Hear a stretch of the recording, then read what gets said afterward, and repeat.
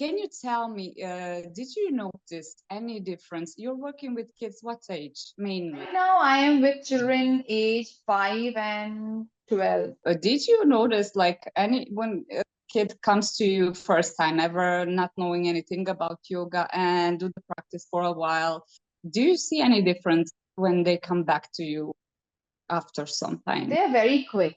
Children, they learn very fast than adults. Their acceptance is also like very quick.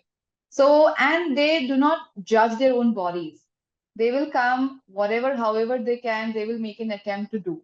My work mostly involves in slowing them down because they're always Yeah, so fast. They want to yeah, switch from that's one my asana goal. to, yeah, they always want to switch from one asana to another asana.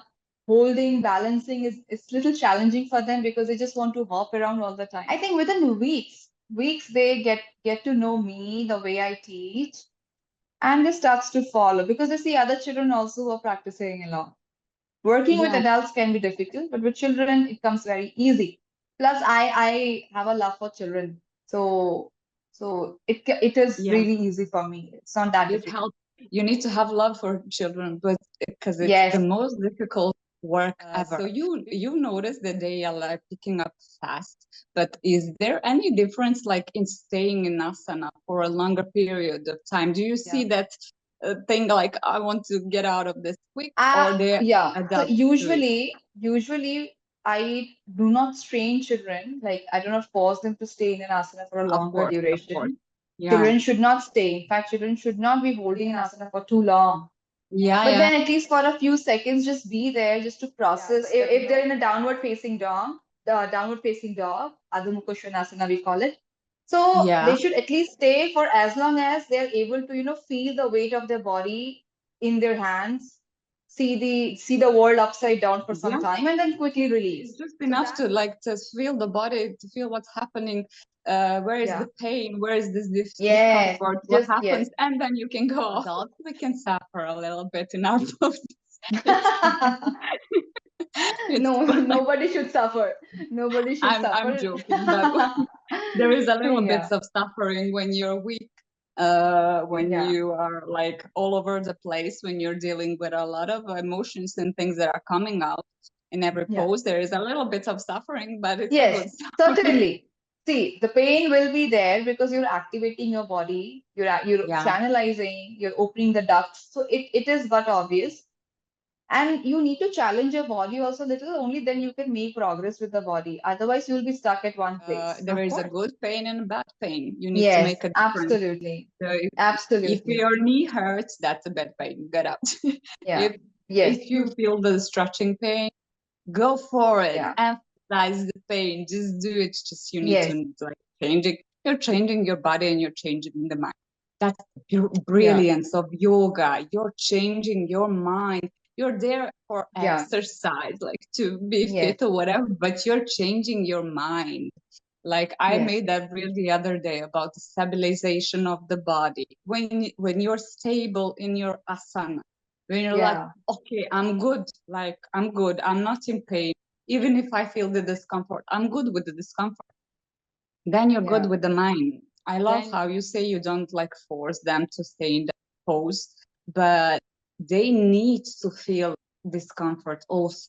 Back then, when I was small, do you think that people are thinking about who's bored? Like kids are bored? Let me help them. They don't need to be, they can't be bored. Let's play the television. No, they're gonna leave you. They're doing those. You need to Yeah. manage the boredom. It's not just kids these days. Whenever everybody, when they feel bored, they're running from it like crazy. Yes, not everything would be like very pleasing and rosy. You need to really bear that pain so that, as you said, it will open the doors for creativity. Like also one thing happens like with my children. See, so they become aware of their own body systems also, like how their body is, the structural deficits also.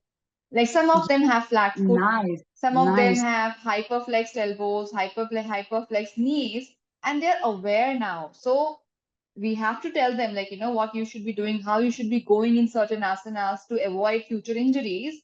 and they're aware. So whenever they perform certain asanas, they know how to roll their shoulders in, keep the Nice. I knees love bent, it. like off, Because we off don't know literally, this like body. We don't we know don't know this this body. We body don't know much. anything Yeah. about it.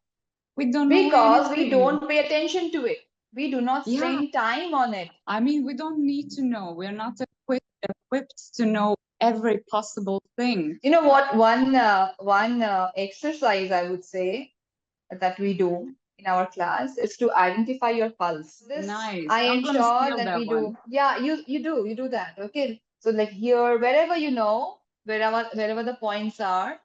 So one by one, like we sit and we just try, okay, count till 30 and find your pulse wherever you can find your pulse and count.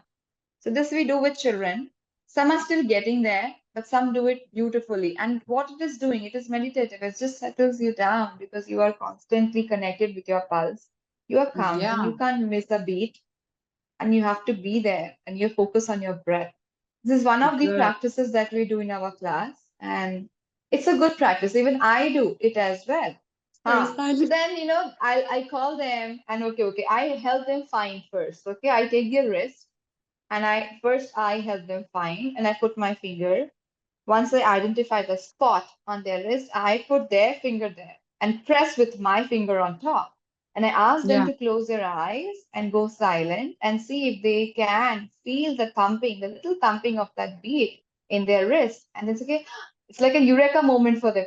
I yeah. feel it. And then go back to your I seat, love try. it. And it's like, few minutes of practicing calmness, few minutes of practicing, being with your own body and just, seeing what's going inside. Try it. You will love it, and your children's I gonna will. benefit a I lot. will.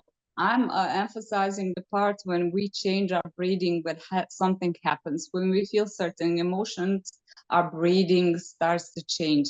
Yes, And that would be so yes. beneficial if anybody was having this conversation with me. I'm such a Vata person. I'm all like, I feel everything, every subtle change in my body. I can Wow. feel the heartbeat. I can feel the pulse sometimes. I can like start change breathing and everything. And Nice. they have no idea. And when you know that you're scared at this time, it's okay to be scared. But when Yeah. you know that your breathing's gonna change, you're gonna feel so unpleasant in your body. Yeah. When you just know that, that's gonna change Yes. very, very quick. It's gonna stay there for a while. But if you don't have the consciousness about it, if you don't acknowledge it at that time, it's gonna destroy you.